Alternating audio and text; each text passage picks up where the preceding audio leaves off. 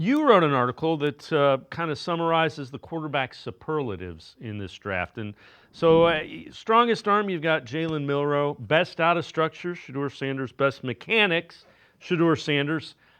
Best under pressure, Jackson Dart. Best mobility, Jalen Milroe. And then third downs, Cam Ward. Over the middle, Cam Ward. Touch passes, Jackson Dart. Best out of the numbers, Jackson Dart. The thing that is very interesting, and I would say the physical tools don't always translate into the NFL.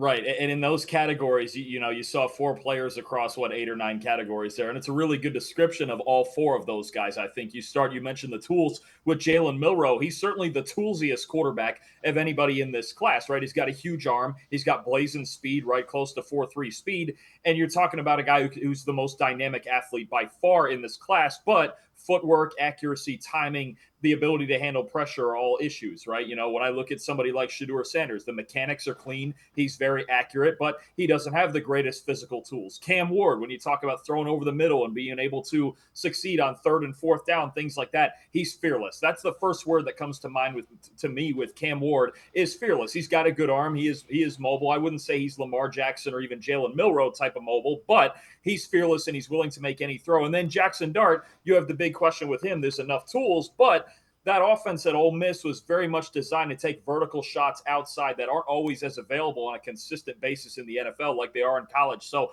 I think those are all pretty good descriptors of those four quarterbacks, and they're really the four hottest names that we're talking about going into draft week.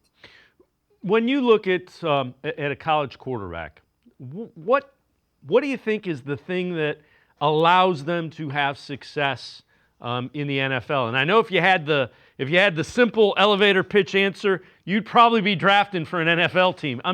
I have something in mind, and I'll tell you after I hear what you have to say.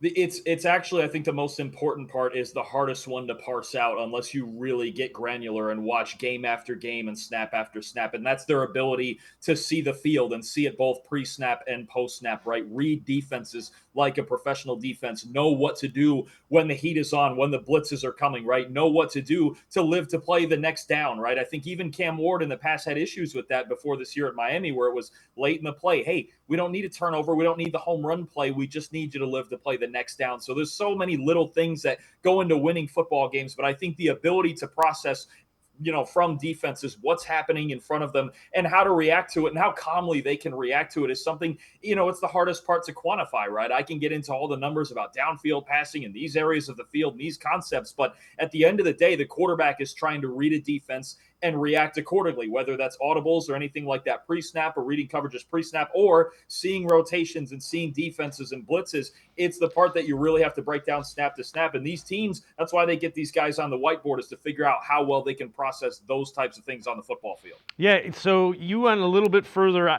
How do you maneuver in the pocket in order to be able to process? When a quarterback figures out how to do that, I think they end up being pretty successful in the NFL.